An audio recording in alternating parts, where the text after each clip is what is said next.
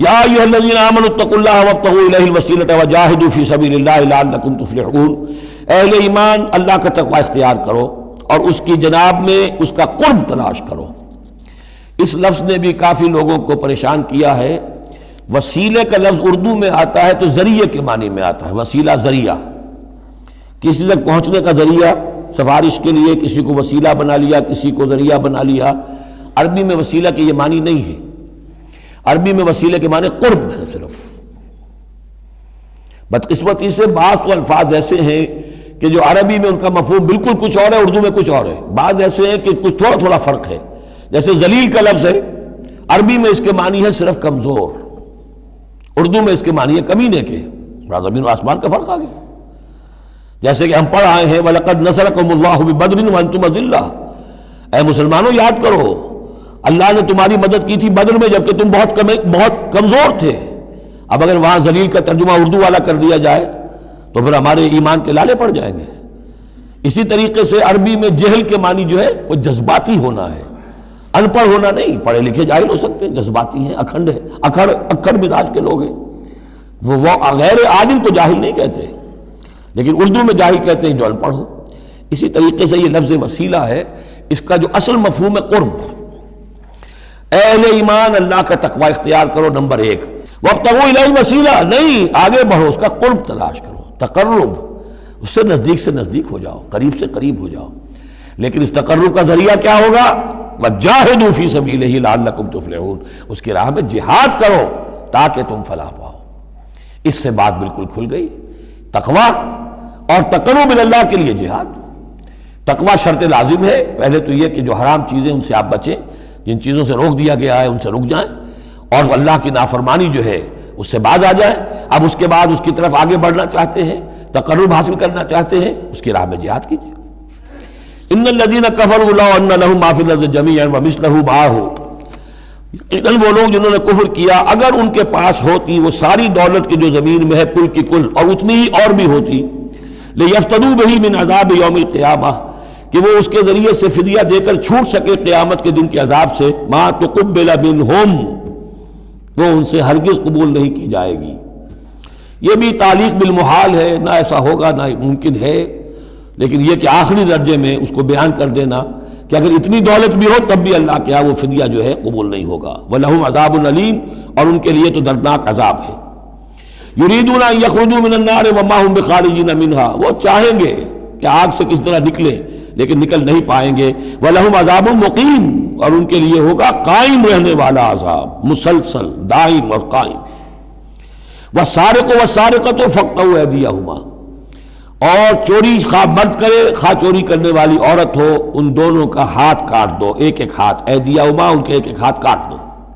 جزاء بما کسبا، یہ بدلہ ہے ان کے کرتوت کا، نکالا من اللہ، اور یہ عبرتناک سزا ہے اللہ کی طرف سے۔ اب دیکھیے یہاں میں مثال دیتا ہوں آپ کو اہل قرآن کی حکمت اور ان کی سمجھداری کی۔ غلام احمد پرویز صاحب کہتے ہیں کہ یہ جو ہے کہ ہاتھ کاٹ دو چور کا، اس کا مطلب ہے ایسا نظام بنا دو کہ چوری کی ضرورت ہی نہ پڑے۔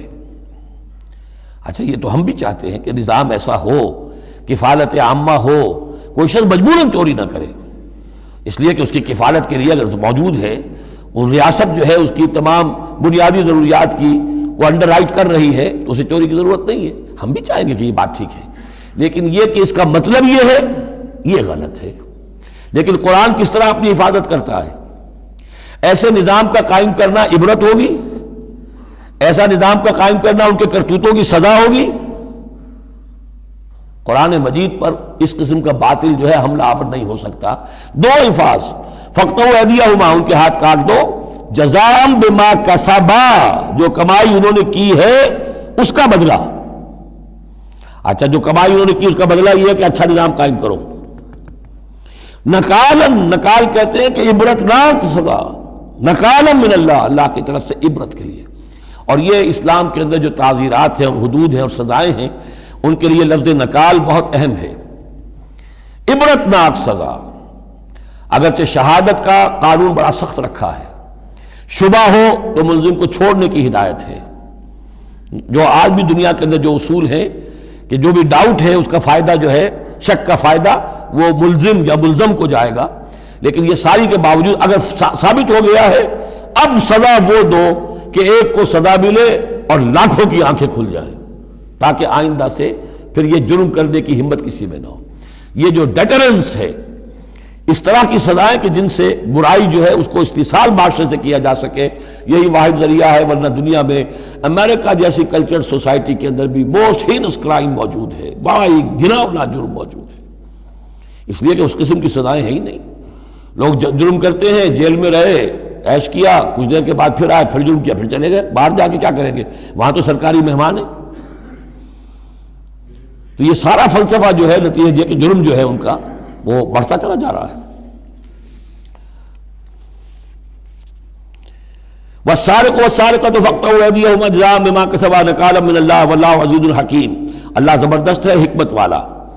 فمن تاب من بعد ظلمہ واصلح فإن اللہ یتوب علیہ، تو جس نے بھی توبہ کر لی اس کے بعد اپنے ظلم اور اپنے جرم کے پیچھے واصلہ اور اصلاح کر لی تو اللہ قبول کرتا ہے اس کی توبہ کو۔ ان اللہ غفور الرحیم، یقیناً اللہ غفور الرحیم ہے۔ لیکن جرم کی سزا دنیا میں ختم نہیں ہوگی۔ ایک جرم جو کیا ہے وہ جرم ہے دنیا کا، گناہ ہے اللہ کا۔ جرم کی سزا دنیا میں ملے گی، گناہ کی سزا اللہ نے دینی ہے، اس کو اللہ معاف فرما دے گا اگر توبہ کی ہے۔ اگر توبہ نہیں کی ہے تو پھر یہ کہ اس کی سزا بھی ملے گی۔ الم تعلم ان اللہ لہ ملک السماوات والارض، کیا تم جانتے نہیں کہ اللہ ہی کے لیے ہے آسمانوں اور زمین کی بادشاہی۔ یعذب من یشاء ویغفر لمن یشاء، وہ سزا دے گا جس کو چاہے گا اور بخش دے گا جسے چاہے گا۔ واللہ علی کل شیء قدیر، اللہ ہر چیز پر قادر ہے۔ یا ایھا الرسول لا يحزنک الذین یسارعون فی الکفر من الذین قالوا آمنا بافواہہم ولم تؤمن قلوبہم۔ یہ پھر ذکر آ رہا ہے، لیکن یہاں بھی گڑبڑ ہے معاملہ سورہ بقرہ کی طرح۔ منافقین پر بھی انطباق ہوگا اس کا، اور اہل کتاب کے بھی وہ لوگ جو ان کے طرف کے منافق تھے، جن کا میلان اسلام کی طرف بھی تھا، چاہتے بھی تھے کہ مسلمانوں میں شامل رہے، لیکن وہ اپنے ساتھیوں کو بھی چھوڑنے کو تیار نہیں تھے۔ تو یہ جو بیچ بیچ میں مذبذبین بین ذالک تھے، یہ دونوں طرف کے لوگ تھے۔ یا ایھا الرسول لا يحزنک الذین یسارعون فی الکفر، اے رسول صلی اللہ علیہ وسلم نہ غمگین ہو آپ ان لوگوں کی سرگرمیوں سے، بھاگ دوڑ سے، کہ جو کفر کے ضمن میں بڑی سرگرمی دکھا رہے ہیں۔ من الذین قالوا آمنا بافواہہم، ان لوگوں میں سے جو اپنے منہ سے تو کہتے ہیں کہ ہم ایمان رکھتے ہیں، ولم تؤمن قلوبہم، اور ان کے دل ایمان نہیں لائے ہیں۔ ومن الذین ہادوا، اور اسی طرح کے لوگ یہودیوں میں سے ہیں۔ سماعون للکذب، یہ بڑے ہی غور سے سنتے ہیں، توجہ سے سنتے ہیں جھوٹ کو۔ سماعون لقوم آخرین، اور یہ سنتے ہیں کچھ اور لوگوں کے لیے، یعنی ایک تو یہ ہے کہ ان کی جھوٹی باتیں بڑی توجہ سے سنیں گے، شیاطین جو ہیں ان کے، وَإِذَا خَلَوْا إِلَىٰ شَيَاطِينِهِمْ قَالُوا إِنَّا مَعَكُمْ إِنَّمَا نَحْنُ مُسْتَهْزِئُونَ۔ پھر یہ کہ ان کی طرف سے جاسوس بن کر آئیں گے مسلمانوں کے ہاں، کہ یہاں بڑی توجہ سے بات سنتے ہیں تاکہ جا کے رپورٹ کر سکیں، آج محمد نے یہ کہا، آج فلاں معاملہ ہوا صلی اللہ علیہ وسلم۔ تو سماعون لقوم آخرین، اس کے دونوں ترجمے ہو سکتے ہیں کہ وہ دوسری قوم کی باتوں کو بڑی توجہ سے سنتے ہیں، یا سنتے ہیں دوسری قوم کے لوگوں کے لیے، انہیں رپورٹ کرنے کے لیے، ان کے اسپائس کی حیثیت سے آ کر۔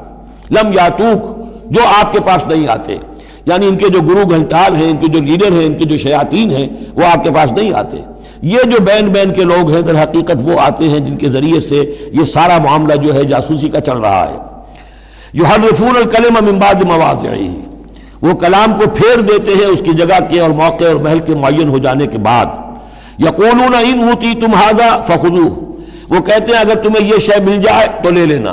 کوئی مقدمہ ہے، وہ لا رہے ہیں حضور کے پاس، پہلے سے طے کر رکھا ہے، اگر تو فیصلہ یہ ہوگا محمد کا ہم قبول کر لیں گا، اگر یہ فیصلہ نہیں کریں گے ہم فیصلہ رد کر دیں گے۔ اور اسی سے یہ بات سمجھ لیجئے کہ اصل میں فتح مکہ تک جس معنی میں ہم لفظ بولتے ہیں ریاست، اسلامی ریاست، پورے طور پر ایک ہماگیر ریاست پورے طور پر مدینے میں فتح مکہ کے بعد قائم ہوئی ہے، پہلے قائم نہیں ہوئی۔ ورنہ کسی ریاست میں دو جوڈیشل سسٹمز نہیں ہو سکتے، ایک ریاست ایک عدالتی نظام۔ یہ لوگ جب چاہتے تھے حضور کے پاس آ جاتے تھے، جب چاہتے تھے کسی اور یہودیوں کی عدالت میں لے جاتے تھے۔ تو پیرلل نظام وہاں چل رہے تھے، ہماگیر ریاست وحدت کی حیثیت سے، ایک آرگینک ہول کی حیثیت سے یہ فتح مکہ کے بعد قائم ہوئی ہے۔ یقولون ان اوتیتم ھذا فخذوہ، کہتے ہیں کہ اگر یہ فیصلہ ملے تو تم لے لینا، قبول کر لینا۔ وَإِن لَّمْ تُؤْتَوْا فَاحْذَرُوا، اور اگر یہ شے نہ تمہیں ملے، نہ فیصلہ ملے، یہ ڈگری نہ تمہارے حق میں جاری کی جائے، تو پھر بچ جانا، کترا جانا۔ وَمَن يُرِدِ اللَّهُ فِتْنَتَهُ فَلَن تَمْلِكَ لَهُ مِنَ اللَّهِ شَيْئًا، اور جس کو اللہ تعالیٰ ہی نے فتنے میں مبتلا کرنے کا فیصلہ کر لیا ہو تو تم اس کے لیے اللہ تعالیٰ کے مقابلے میں کسی کوئی مددگار نہ پاؤ گے، کوئی شے نہیں ملے گی۔ اولئک الذین لم یرد اللہ ان یطہر قلوبہم، یہ وہ لوگ ہیں کہ جن کے دلوں کو پاک کرنا اللہ نے چاہا ہی نہیں۔ لم یرد اللہ ان یطہر قلوبہم لہم فی الدنیا خزی، ان کے لیے دنیا میں بھی رسوائی ہے، ولہم فی الآخرۃ عذاب عظیم، اور آخرت میں ان کے لیے دردناک اور بہت بڑا عذاب ہے۔ سماعون للکذب، یہ خوب سنتے ہیں اچھی طرح اور چٹخارے لے لے کر سنتے ہیں جھوٹ کو۔ اکالون للسحت، خوب کھانے والے ہیں پیٹ بھر بھر کر حرام کے۔ فَإِن جَاءُوكَ، پھر اگر یہ آپ کے پاس آئیں، فَحْكُم بَيْنَهُمْ، آپ چاہیں تو ان کا مقدمہ لیں اور فیصلہ کریں، او عارض عنہم، آپ چاہیں تو ان کا مقدمہ لینے سے انکار کر دیجیے، کیونکہ نیتیں ان کی نیک نہیں ہیں، وہ آپ کا فیصلہ لینے نہیں آئے، طے کیے بیٹھے ہوئے پہلے سے کہ اگر فیصلہ یہ ہوگا تو قبول کر لیں گے ورنہ ہم لوٹ کے آ جائیں گے۔ تو ایسے لوگوں پر اپنا وقت ضائع کرنا جو ہے اس کو کوئی ضرورت نہیں ہے۔ لیکن یہ کہ اندیشہ یہ ہو سکتا تھا کہ یہ جا کے پروپیگنڈا کریں گے، دیکھو ہم تو گئے تھے محمد کے پاس مقدمہ لے کر، یہ کیسے نبی ہے، رسول ہے، یہ مقدمے کا فیصلہ کرنے کو تیار نہیں۔ تو یہ جو اندیشہ ہو سکتا تھا اس کی پھر آگے اللہ تعالیٰ کی طرف سے حضور کو اطمینان دلایا جا رہا کہ آپ پرواہ نہ کریں اس اندیشے کی۔ فَإِن جَاءُوكَ فَاحْكُم بَيْنَهُمْ أَوْ أَعْرِضْ عَنْهُمْ، اگر وہ آئیں آپ کے پاس اپنا مقدمہ لے کر تو چاہے تو آپ فیصلہ کریں اور چاہے اعراض کریں۔ وَإِن تُعْرِضْ عَنْهُمْ، اگر آپ ان سے اعراض کریں گے، ان کا مقدمہ جو ہے فیصلہ کرنے سے انکار کر دیں گے، فَلَن يَضُرُّوكَ شَيْئًا، وہ آپ کو کوئی ضرر نہیں پہنچا سکیں گے۔ ان کے مخالفانہ پروپیگنڈے سے قطعاً کوئی آپ کو ہراساں ہونے کی ضرورت نہیں ہے۔ وَإِنْ حَكَمْتَ، اور اگر آپ فیصلہ کریں، فَحْكُم بَيْنَهُمْ بِالْقِسْطِ، تو بہرحال آپ کو فیصلہ کرنا ہے عدل اور قسط کے ساتھ، انصاف کے ساتھ۔ ان اللہ یحب المقسطین، یقیناً اللہ تعالیٰ جو ہے وہ انصاف کرنے والوں کو پسند کرتا ہے، ان سے محبت کرتا ہے۔ وَكَيْفَ يُحَكِّمُونَكَ، اور اے نبی یہ کیسے آپ کو حکم بناتے ہیں، یہود کی طرف اشارہ ہے۔ وَعِندَهُمُ التَّوْرَاۃ، ان کے پاس تورات موجود ہے، نیت ہو تو اسی کے فیصلے کو لے کر چلے۔ فِيهَا حُكْمُ اللَّهِ، اس میں اللہ کا حکم موجود ہے۔ ثُمَّ يَتَوَلَّوْنَ مِن بَعْدِ ذَلِكَ، پھر بھی وہ اس کے بعد بھی اس سے روگردانی کرتے ہیں۔ وَمَا أُولَٰئِكَ بِالْمُؤْمِنِينَ، اور حقیقت میں یہ لوگ مومن نہیں ہیں، ایمان سے خالی ہیں، ایمان سے تہی دست ہیں، ان کا اصل روگ یہ ہے۔ بارک اللہ لی ولکم فی القرآن العظیم ونفعنی وإیاکم بالآیات والذکر الحکیم۔